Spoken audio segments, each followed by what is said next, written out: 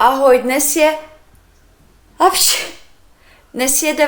září a sloveso dne je sloveso kýchat, čichať.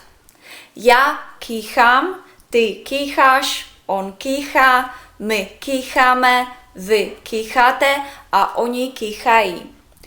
Прошедшее время кýchal, kýchala, будущее время буду кýchat, ну и повелительное наклонение kýchej, kýchejte. Например, я furt kýchám, snad nemám аллергии.